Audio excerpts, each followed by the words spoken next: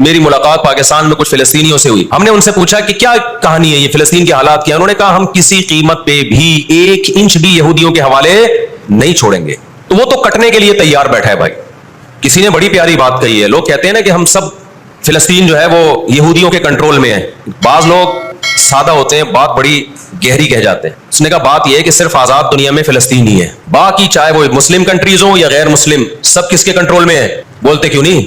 یہودی کے کنٹرول میں. آزاد تو صرف فلسطینی ہی ہے, وہ کنٹرول میں نہیں آیا ابھی. اگر وہ کنٹرول میں آیا ہوتا تو یہ جنگ نہ ہو رہی ہوتی. ابھی کنٹرول میں تو ہم اور آپ ہیں میرے بھائی, اور آپ ان کے کنٹرول میں. 1 ارب سے زیادہ مسلمان ہیں, 1 ارب سے زیادہ. اور یہودی کتنا ہے؟ 1 کروڑ بھی میرا خیال ہے نہیں ہوگا. لیکن یہ 1 ارب سے زیادہ مسلمان کس کے کنٹرول میں ہیں؟ اور میں آپ کی اطلاع کے لیے عرض کروں, اس وقت اسرائیل امریکہ کا غلام نہیں ہے. خوب سمجھ لیں, امریکہ کی گچی کس نے پکڑی ہوئی ہے؟ اسرائیل نے پکڑی ہوئی ہے. اسرائیل انڈیا کا غلام نہیں ہے.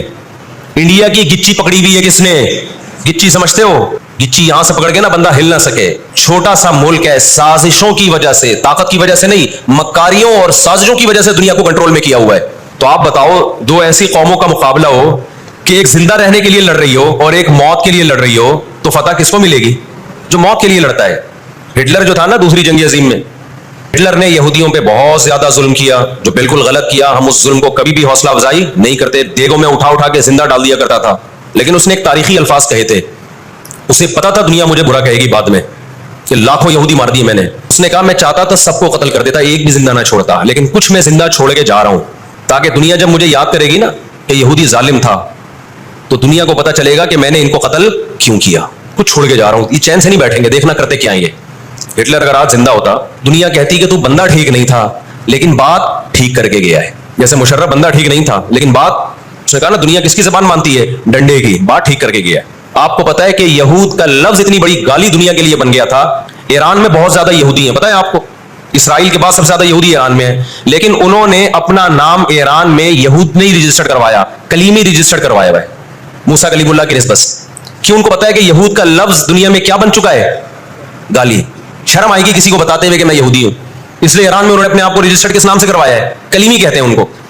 میں مانتا ہوں سارے یہودی ایسے نہیں ہوتے, میں نے پہلے وضاحت کر دی, ہمیں یہودیوں سے دشمنی نہیں ہے, کیونکہ قرآن جہاں یہودیوں کی برائی بیان کرتا ہے وہاں قرآن یہ بھی کہتا ہے لیسوا سواء, سارے ایک جیسے نہیں ہیں. قرآن اعتدال سے بات کرتا ہے, سارے ایک جیسے نہیں ہے. لیکن جتنا شر اور فساد اس قوم میں ہے, قرآن کہتا ہے کہ اتنا دنیا میں کسی اور قوم میں نہیں ہے. لا تجدن اشد الناس عداوۃ للذین آمنوا اليہود, اللہ کہتے ہیں تم مسلمانوں کا سب سے بڑا دشمن, دنیا کی جتنی قومیں ہیں ان میں سب سے بڑا دشمن کس کو پاؤ گے؟ یہود کو پاؤ گے. دنیا میں سب سے سستا خون مسلمان کا ہو گیا ہے. تو 2 کام کیے. نمبر 1, اکنامکلی مضبوط کرنا ہے, سود کے ذریعے, تجارت کے ذریعے نہیں, سودی تجارت کے ذریعے. اس کے بعد کیا کیا؟ برطانیہ سے معاہدہ ہوتا ہے, اور چند سالوں میں 1917 میں برطانیہ نے اعلان کیا کہ بھائی ہم پوری دنیا سے یہودیوں کو لا کے کہاں آباد کریں گے؟